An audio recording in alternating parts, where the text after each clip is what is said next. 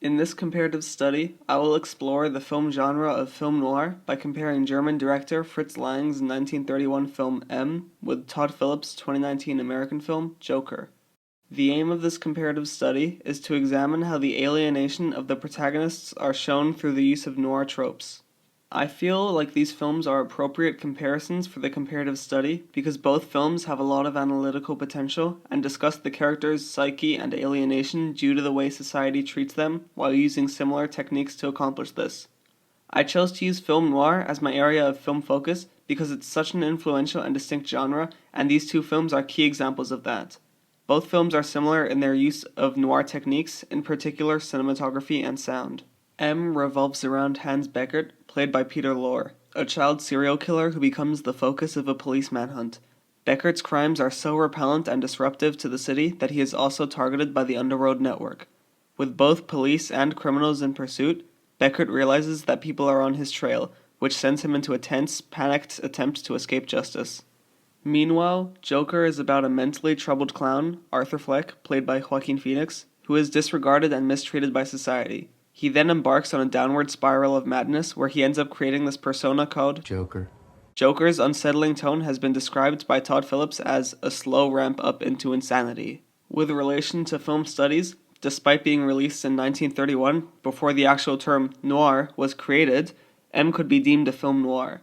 Lang's earlier work featured German expressionist films, but M featured a plethora of elements that would eventually lead to the creation of film noir. Therefore, M could be considered a hybrid of film noir and a lithe take on German expressionist dynamics. Joker is more of a neo-noir film, as it is a lot more stylized than film noir. It uses similar tropes and themes such as paranoia or isolation, and technical aspects that were used in the 1970s neo-noir films. So what is film noir?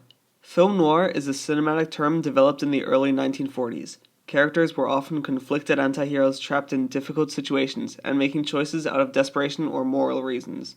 Aspects of the films included femme fatales and imperfect heroes, all to emphasize the overarching themes of alienation, disillusionment, or pessimism. Film noir took a lot of its motivation from the German expressionist movement in terms of lighting, camera movements, and more. Neo-noir was a term used in the 1970s as a revival of film noir. The cultural context at the time was much different from the 1940s and 50s, so these films would incorporate both thematic and visual elements reminiscent of film noir, but with updated themes and artistic styles.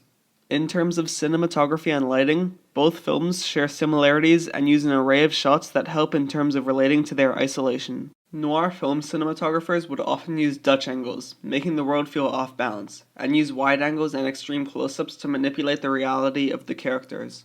The cinematography of Joker by Lawrence Sher uses a number of uncomfortable close-up shots at the beginning to create an uneasy and unnatural perception, and sets up a tone which carries on throughout the film.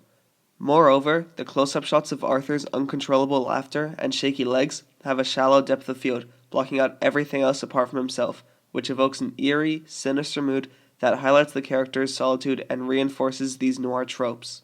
We then get a wide shot of the entire room Arthur is in, which is filled with files and documents. The room is extremely cluttered, just like Arthur's mind, and this shot helps to support the character's descent into madness. Throughout the film, we get more close-up shots and Dutch angles that are reminiscent of noir cinema and continue to reinforce this sense of alienation from society. Meanwhile, the cinematography and lighting by Fritz Lang Wagner and M was used to display the hard, grotesque, and gritty atmosphere that the setting and characters gave off. This was achieved by Lang and Wagner's choices of camera angles and movements, in particular high and low-angled shots. Film noir would often use dramatic camera work to convey a story, and the use of low-angled shots usually helps convey that. The film's opening shot looks down from a bird's-eye view of children playing a game inspired by the murderer's actions, creating a feeling of foreboding which carries on throughout the film. Another shot that uses high and low angles is this one, which provides context for the audience to distinguish real threats. The high-angled shot from the perspective of the taller man highlights the short man's stature and powerlessness, and the shorter man's perspective is an exaggerated low angle which reinforces that. Film noir uses a popular lighting technique called chiaroscuro lighting. Chiaroscuro is an Italian term which means light and dark, and basically refers to the high contrast light and dark styles used in Renaissance paintings and later in cinema. Noir films would frequently use chiaroscuro lighting to create dramatic shadows which helped craft a mysterious environment. The intense lighting could create a feeling of strong disconnection from the viewers or enact a sense of impending dread. The film's use of chiaroscuro lighting brings out a sense of doom and tension that looms over the city, and it's also a metaphor for the character's cruelty and darkness. Joker differs from M in terms of its lighting. The scene of Arthur walking up the stairs earlier in the film had been shot at magic hour, when the world is bathed in a natural ambient blue light, and has been paired with these old green and orange streetlights, which creates an oppressive feeling of Gotham over Arthur, and showcases this more stylized sense of noir film to that of M. That scene is later juxtaposed with the iconic stair dancing scene. It's brightly lit and very colorful, with Arthur gracefully dancing down the stairs in slow motion, visualizing his final descent into insanity. Lawrence Sher described this scene as a fever dream moment, and highlights the difference between Arthur's subjective and objective reality. What sets the two films apart is the way the camera is used as an active participant. M uses its camera to immerse the audience in the action. Here, it engages the audience in a potential breakthrough to the case. Each time the camera pushes in, the inspector gets closer and closer to finding a breakthrough. Another example is where Hans Beckert actually finds out that people have caught on to him, with the camera acting as one of the people looking at him. Beckert looks into the camera in shock, which again engages the audience in the film. Another example is this 2-minute long point of view shot going through the beggar's community, which fully places the audience in between the action and involves them in the story. The camera in Joker isn't used the same way. That doesn't mean to say that it never gets used to engage the audience in the action, but the film usually makes one out to be an outside viewer. An exception could include the bathroom dance scene after the subway killings, where the shots are handheld and the camera is intimately dancing with Arthur Fleck, involving the viewer in the story. M was Fritz Lang's first sound film, and he used it to his fullest capabilities. The film's audio is entirely made up of a mixture of different sounds, intended to totally immerse the audience in the setting of the film. The character of Elsie Beckman walking down the street after school is filled with cars honking, people talking, and an overall ambience as she passes them by. Film noir uses quintessential sound techniques to create a busy modern metropolis, which is exactly how Lang managed to portray the city in M. Moreover, Lang still implements techniques from his silent era to create a tense tone for the audience. In this case, Elsie's ball symbolizes her innocence, and the camera follows it, revealing the shadow of our protagonist. However, this film features no soundtracks. Soundtracks have been an essential aspect of film noir, and should be evocative of foreboding, suspense, surprise, and high action. Instead of the film filling long, silent takes with a musical score, it lets the sound of silence linger in our minds, further building suspense and immersing the viewer in this world. It makes the world feel unpredictable and chaotic, just like the character of Hans Beckert. Instead of using a musical score in M, Hans Beckert frequently whistles to the tune of Edvard Grieg's In the Hall of the Mountain King, which becomes a leitmotif.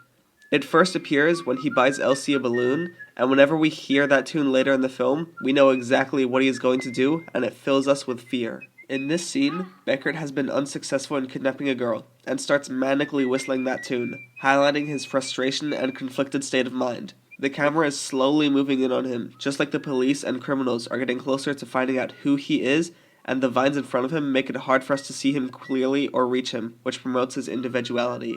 On the other hand, the soundtrack of Joker is everything that a noir score should contain. Earlier I mentioned how a film score should be evocative of foreboding, suspense, surprise, and high action, and that's exactly what this score does. Joker's score, by Hildur Gudnadottir, is haunting, and keeps building tension as the chaos escalates, and Arthur descends further into insanity. The score is rhythmically very random, creating an uneasy impression throughout the film, making sure the audience doesn't know what Arthur is thinking or going to do next, further reinforcing this feeling of isolation. Gudnadottir traced Arthur's descent into insanity through this piece.